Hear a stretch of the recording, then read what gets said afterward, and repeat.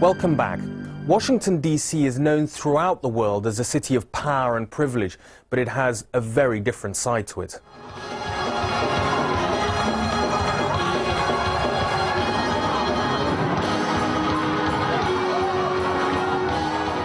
Marion Barry was mayor of Washington, D.C. for 16 years, and he's also a member of Kevin's church.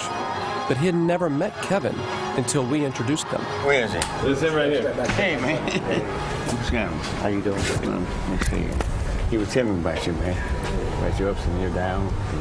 How you struggling to stay in here. The streets are trying to pull you back out there. Is that right? Right. But you're going to have to, and you're going to make it. Like Kevin, Marion Barry represents Washington, D.C.'s story. Barry was mayor of the United States capital city when he was caught on video smoking crack cocaine.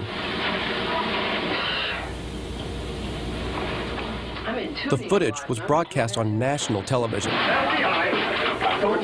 and turned him into a national joke. After spending 6 months in prison, he was re-elected with the slogan, "Marion Barry may not be perfect, but he's perfect for D.C." To many of Washington, D.C.'s white residents, his post-prison victory made no sense. But it made perfect sense to his constituents. As far as Marion Barry, I think he's a good dude. Regardless of what they say about him when he was in office, he took care of the people in the city. There's other folks, they come in and they just thinking about the city's growth instead of thinking about the children that's in the city. And they leave us no option but to go on the streets, you know. Even after all the challenges of that other life that you got sidetracked on and all the media, the press that came with that, you came down here and you're elected with 94% of the vote. 96%. Because I come out of I've had the same trial tribulations I've had. I've been knocked down, kicked down, fell down, pushed myself down maybe, but I got up. Hey, my man. All right, I got you. One of the reasons Barry is so popular is that he's always fought for Washington residents' basic rights, like voting. People here don't have a representative in Congress, even though Congress manages the city's budget. But Congress does allow Washington to control less important matters, like printing license plates. It's taxation without representation. We died in wars in Vietnam, in Iraq, Afghanistan. We're subject to all the other laws and rules of the United States of America, and yet we can't vote. D.C. residents are allowed to vote for city offices, but not for U.S. Congress. And that impacts Washington schools, social programs, and health services. For example, a few years ago, Congress restricted the city's effort to fight AIDS. Now Washington has one of the highest AIDS rates, 12 times the national average. This is Yvonne Young. Yvonne, I'm sure you know Councilmember Barry. I still call him Mayor because that's what I always think of him as. That's right. Yvonne is 57 years old. She's a grandmother of 14. She's struggling to stay clean after a 20-year battle with an addiction to crack cocaine. And she has AIDS. In her world, no one is immune from the disease. My brother's been dead for 13, 14 years. 13, 14 years. Mm-hmm. Your partner died Yeah. from HIV. Mm-hmm. How many other people do you know? Ooh, several. Yeah. And when I say several, it's over 10. Yvonne has a daughter who's also fighting drug addiction. She worries that her daughter is at risk of contracting HIV as well. And my thing is, no matter how much I preach to her or anyone else preaches to her, she'll stop when she's ready or she stopped in her tracks and succumbs. I mean, I've done all that I can do. That's more parenting than Kevin ever got from his mother. Because my mother used to sell drugs in front of me and my stepfather. But, you know, every time I seen them do it, I'd be like, man, that's a lot of money. I want some money like that.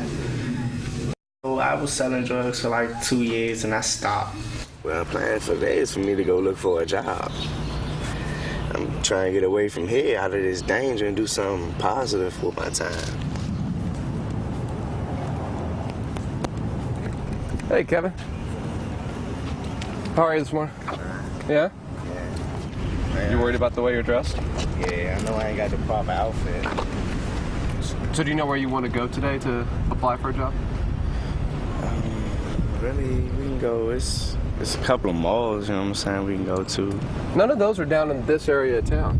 I wouldn't want to work down here anyway. You wouldn't want to work down here? Nah. Why is that? Because, I mean, I don't know. When I close the store, I don't want nobody to catch me. I don't want nobody to rob me when I close the store and it's late at night, because anything can happen overnight around here. The area you live in, you don't think is safe enough to work in? Nah, not for me.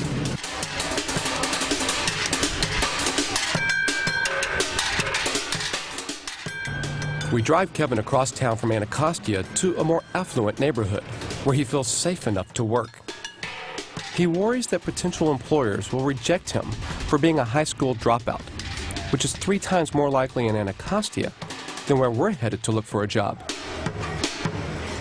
Lacking the little necessities is going to make it difficult for Kevin to get a job. Do you have any form of ID? So today when we apply for jobs, they need to see ID, I don't have. What do you have in your pocket, right? I keep a knife on me. I always keep a blade on me.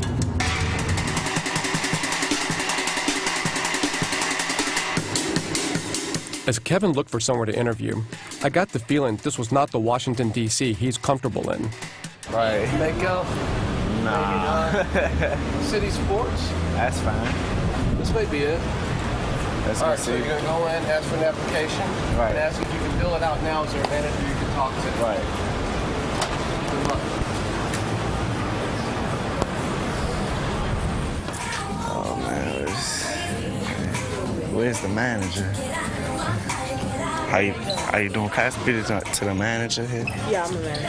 How you doing? My name is Kevin Gonzales, and I would like to know how y'all hiring for employment. We're not actually hiring, but we are accepting applications. You can get applications behind the register. All right. I'm going to get one. I'm going to sign and I'm going to give it to you. Okay. Do you have a pen? You need a pen? Yes. Do you actually fill it out over there? Okay. That's fine. Thank you. You're welcome. Address. Oh, I'm gonna just go with my mother's old address. I don't know the phone number. I forgot the phone number though. This area is Chinatown. It's becoming much more commercial. As you can see, the streets are now lined with shops and restaurants. There are tourists here. So it's interesting, Kevin coming over from Anacostia to here. This will be a very different clientele than in his neighborhood. Do y'all have like a card or anything that I can contact you? This is our business card. Okay, thank you. Good luck to you. Thank you. Kevin. Hey. Hey, what happened? Hopefully I get one. She gave me a card. Gave you a card to fill out an application? Yeah. I wrote down what you told me to say. Hard worker? Hard worker.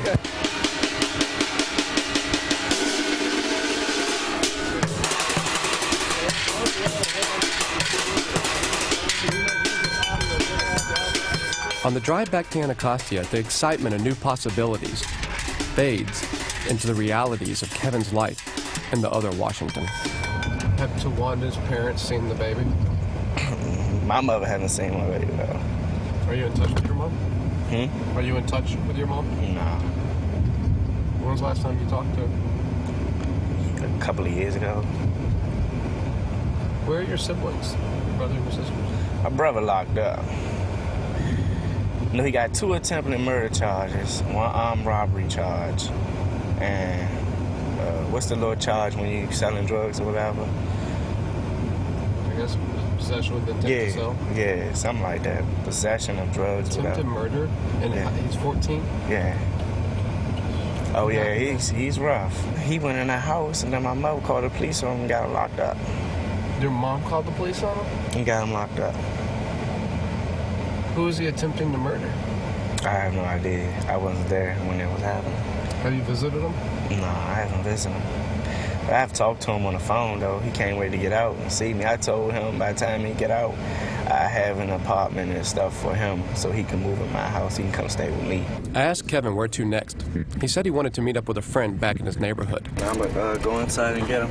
Fine, Kevin. I was hoping to go with Kevin to see his daughter and girlfriend. But Kevin had a choice between being a father and seeing his family, or being a teenager and hanging out with his friends.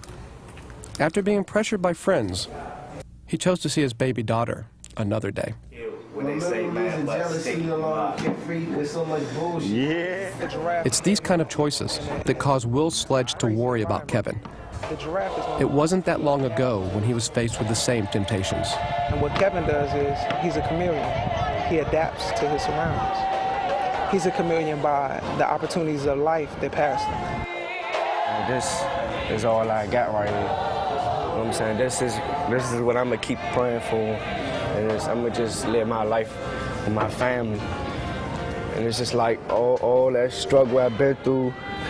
I got robbed the other day, and it's like I'm getting tired of stuff happening to me, you know what I'm saying? It's just like I can't take it no more. I just gotta go to God, and I just pray a little bit more harder, and then He's just gonna better my life. My prayer is once he obtains a job, a house, somewhere to stay, somewhere to bring his family together, that he don't go back. Washington, D.C. is the capital of what many call the land of opportunity. But as Kevin is learning, access to opportunity depends on which side of the city you call home.